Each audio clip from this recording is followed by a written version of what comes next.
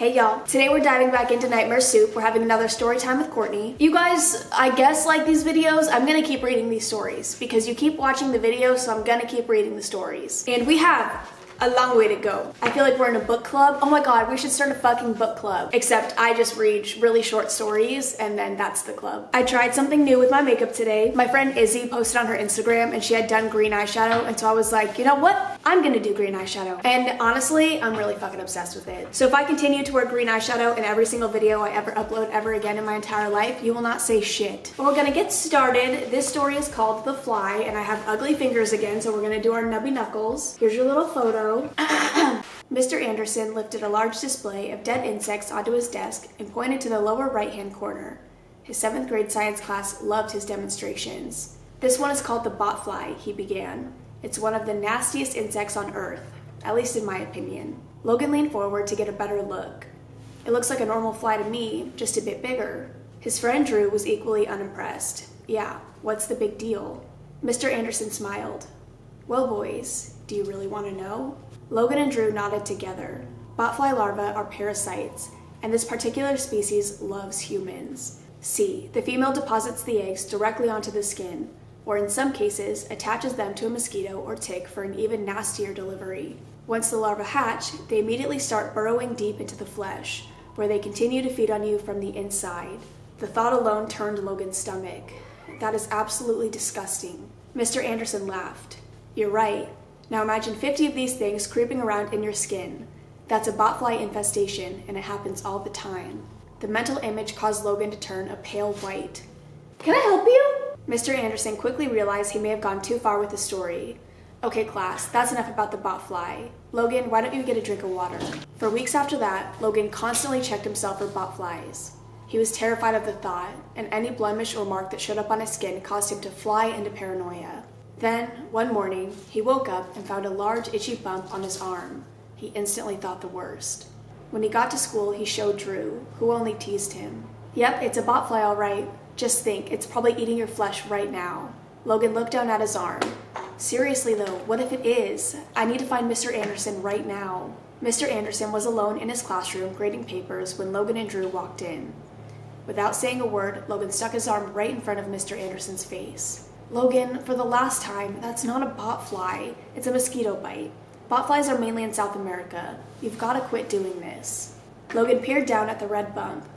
Are you sure? Mr. Anderson sighed. I'm 100% positive. Now get to the class you're supposed to be in.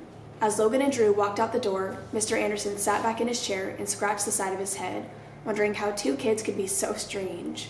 But then he felt something odd. Mr. Anderson immediately got up and walked to the restroom across the hall. He looked in the mirror and brushed away some of his hair to reveal a massive red lump with a bloody hole in the middle.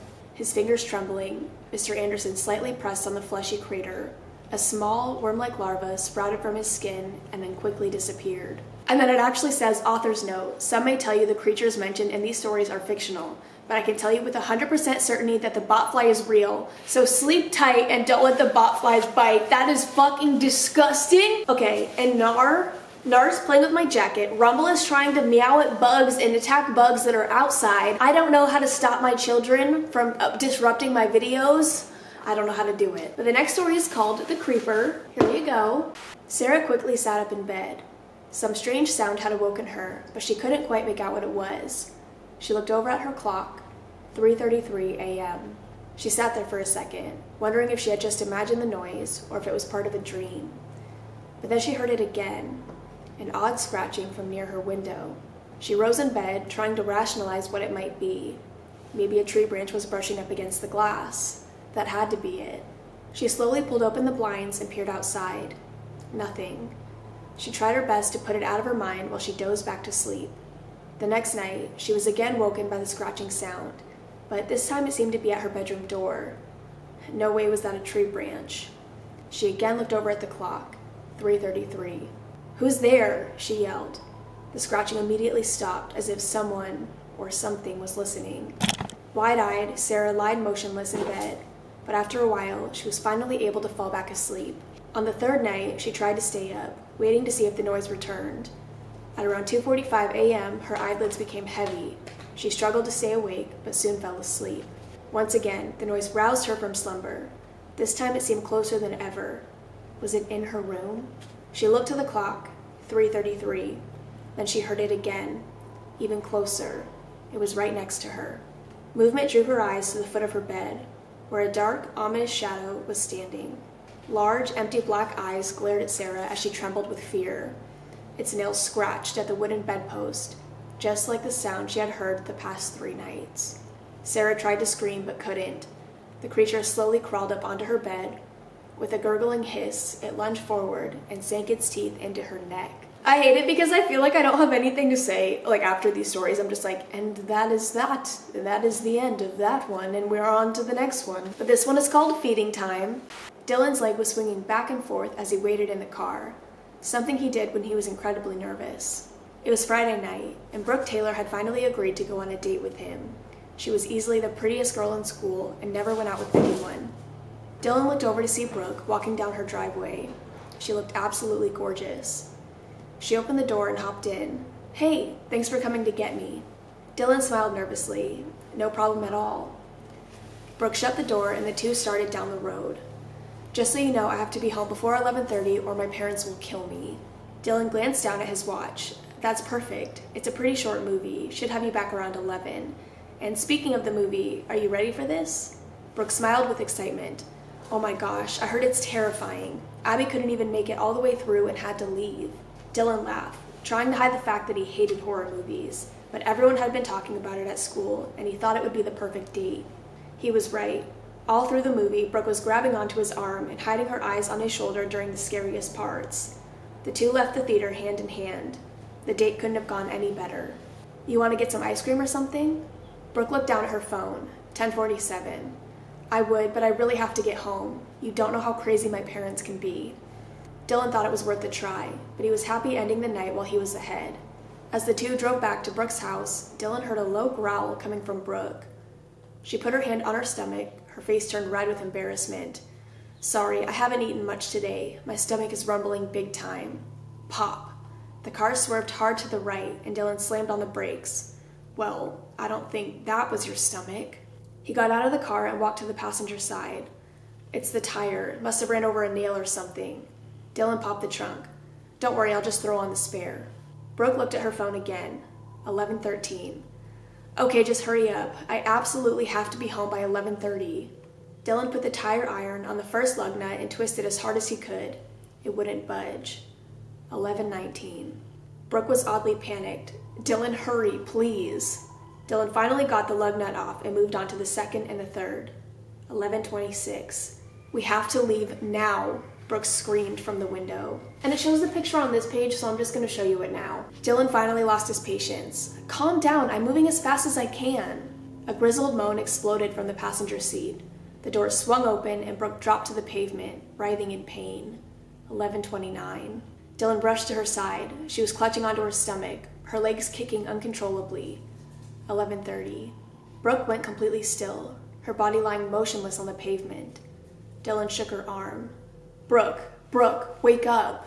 A horrific gurgle erupted from her stomach. Dylan fell backwards in terror. Suddenly, Brooke's spine violently arched and her eyes rolled back into her head. Her arms and legs raised her body off the pavement. She started lumbering towards Dylan in a mangled, crab-like walk. Dylan pulled himself up into the passenger seat, frantically trying to get away. As he reached toward the steering wheel on the other side, a sharp pain pierced through his leg. Dylan's skin turned white as he looked down. Brooke's stomach had ripped open, sprouting hundreds of razor-like teeth. The mouth dug its fangs deep into Dylan's flesh and yanked him from the car. Brooke's gangly body hovered over him. Her head was turned completely backward. Her cold, dead expression locked onto his eyes as a broken, garbled voice seeped from her lips. "I told you I had to be home at 11:30. This is why I never go on dates." Well, rest in peace. What the fuck was his name? Rest in peace, Dylan. You will be missed. This next story is called I Told You So. "Levi, that's ridiculous." Audrey rolled her eyes and walked down the stairs. Her brother chased after her. "No, it's not. Have you ever seen her out during the day?" Audrey was barely paying attention to him. "She's in the night school program." "Exactly, and have you ever seen anyone else at her house besides her parents?" "She just moved to town and hasn't made any friends yet." "What about her skin? It's all pale and white." "So what? Maybe she's just sensitive to the sun." Levi followed his sister into the kitchen. I'm telling you, Audrey, our neighbor's a vampire, and I'm gonna prove it to you. Audrey grabbed her backpack and headed towards the door. Well, if you're going to prove it, you better do so soon. I'm staying over at her house tomorrow night. Levi nearly jumped out of his skin. You can't do that. I can and I will. See you at school. Later that evening, Levi decided he was going to settle this once and for all. He bought a cake from the bakery down the street and covered it with garlic. He then added an extra layer of peanut butter and chocolate icing to hide his secret ingredient. He then cautiously walked up to the neighbor's house and rang the doorbell. A 17-year-old girl soon answered. She had long jet black hair, black lipstick, and black clothing from head to toe. It contrasted sharply to her milky white skin. Oh, hey, she said. You're Audrey's little brother, right? I'm Victoria. Levi could barely speak.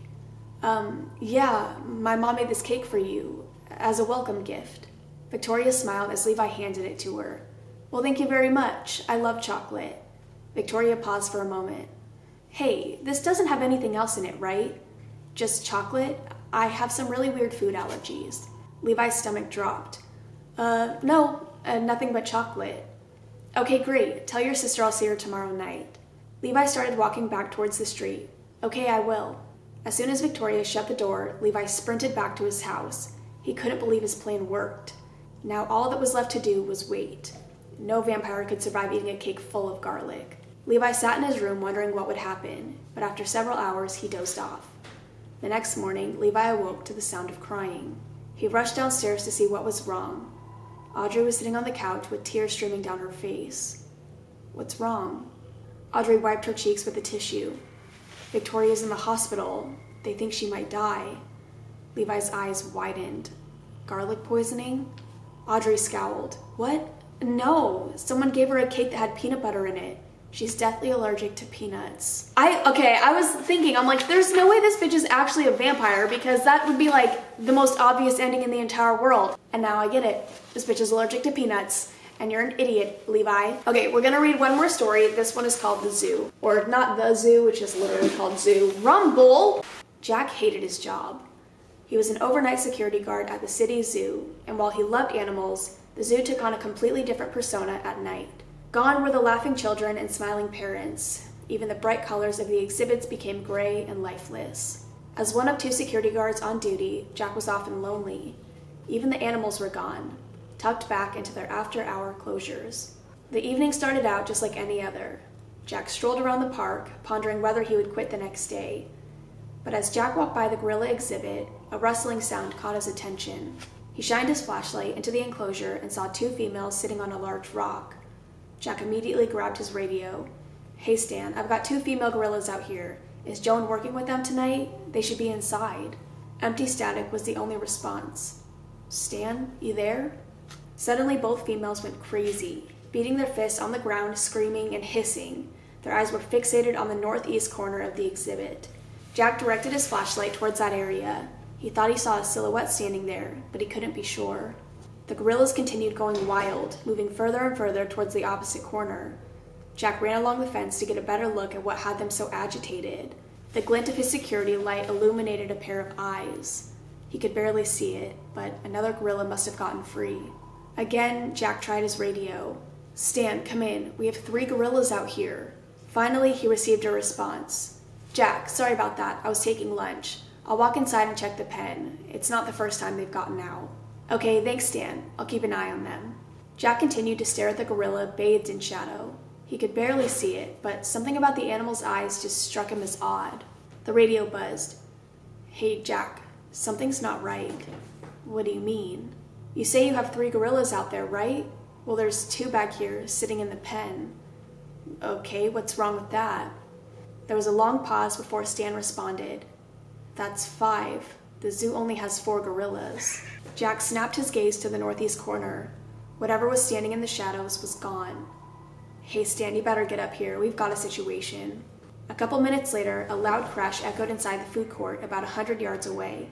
Jack drew his pistol and slowly walked towards the sound. As he turned the corner, he saw Stan's body lying in a pool of blood. Stan! Jack rushed over and gazed down. A large gash ran deep across Stan's forehead. He was alive, but barely. A low growl rumbled from behind Jack's shoulder.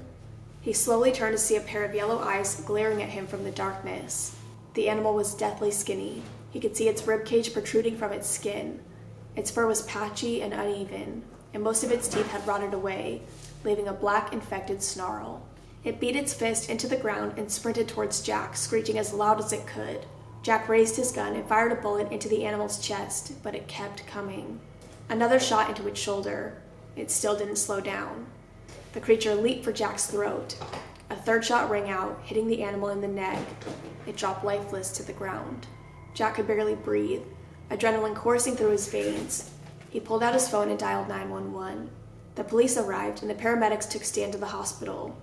Jack sat off to the side. He could barely believe what just happened. One of the officers walked over to him. "Are you okay?" Jack's hands were still trembling. "Yeah, I'm fine. Just a little freaked out. I've never seen an animal like that before." The police officer looked confused. That wasn't an animal. It was a man. Jack's eyes widened. "What do you mean it was a man?"